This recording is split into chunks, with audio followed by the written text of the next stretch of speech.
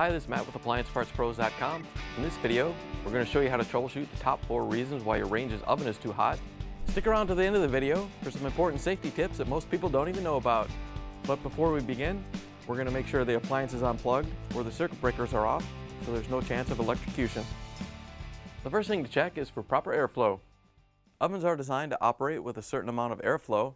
If the airflow is blocked, it could cause heat buildup in the oven, so make sure you're not blocking any of the vent holes in the oven or cooktop. Now we can check the oven temperature sensor. It tells the control board the temperature inside the oven. Oven temperature sensors are a type of resistor in which the ohms reading will change as the temperature does. They're usually a small metal rod with a mounting plate and 2 wires. Oven temperature sensors are usually mounted in the upper left or right corner of the oven, but in order to test it, you'll have to go around to the back of the range. If the range oven is too hot, it could be that the oven temperature sensor is going bad and is sending the wrong ohms reading to the oven control board. The most common sensors should read around 1080 ohms at 70 degrees Fahrenheit. If you aren't sure, you can always look at the tech sheet for your range. The sensor can fail in 2 ways. If the ohms reading is off, it could cause the oven temperature to be different than what you selected, or if it's totally failed and you don't get a reading at all, then the range won't start. So set your meter to ohms. Our meter automatically detects whatever ohms are coming in, but you may need to set your meter to read the proper ohm level. Once you have access to the sensor, remove the wires and touch a test probe to each terminal. If the ohms reading is way off, or you don't get a reading at all, it'll have to be replaced. If you need to order a part, simply go to AppliancePartsPros.com and type in your model number. Find your part on the easy-to-read diagrams and match it to the number below. Click on the part if you want to see more pictures of the item or watch its repair video. You can also scroll down to see DIY stories from customers like you, or ask a question in the Q&A section. Once you're ready, you can add the part to your cart. It's that easy. Most orders will arrive within 2 business days. Next thing to check is the oven control board. It controls the functions of the range. The oven control board is usually a computer board. It collects all the data from the sensors and switches and controls the functions of the range. It's usually mounted in the middle of the control panel on the range. If the oven control board isn't regulating the power to the bake or broil systems, your oven could get too hot. There are a lot of different control boards out there, so we can't show you how to test them all. You're going to have to grab your tech sheet and follow the diagnostics or error codes to see if it's gone bad. Most oven control boards can adjust the temperature within a limited range. If you know the temperature sensor is good, but the range is a little too hot, you can adjust it down according to the instructions in the temperature adjustment section. If you notice that the bake or broil system is running all the time, it could be that a relay is stuck on the board and the heat source is on all the time instead of cycling on and off. If the oven temperature can't be adjusted to the correct range or a relay is stuck, then the oven control board will have to be replaced. As always guys, hit those like and subscribe buttons now to help support us making more of these videos. The last thing to check is the oven thermostat. It controls the temperature of the oven. Oven thermostats are used to regulate the temperature of the oven.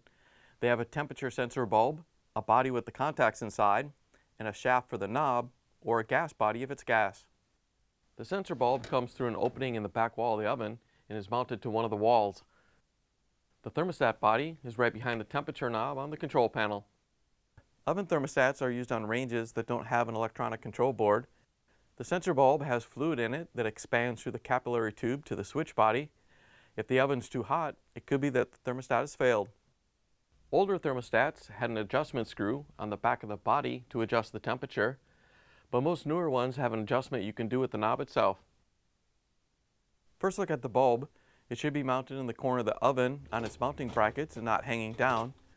Then inspect the bulb and capillary all the way up to the switch body to make sure it's not leaking, kinked, or damaged in any way.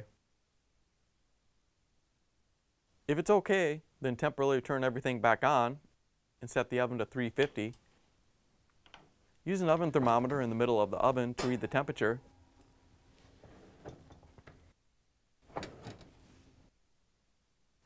Then using the adjustments, bring the temperature up or down so it matches the thermometer in the oven.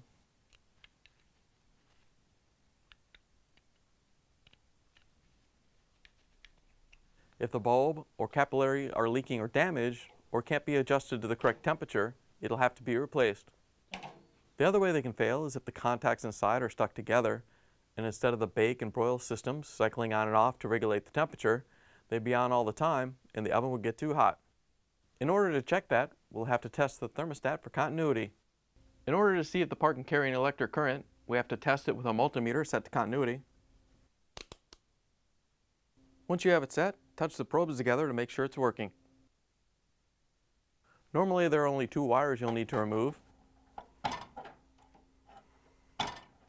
but if yours has more, you'll need to look at the wiring diagram to see which wires go to the bake and broil systems. Touch a probe to each terminal.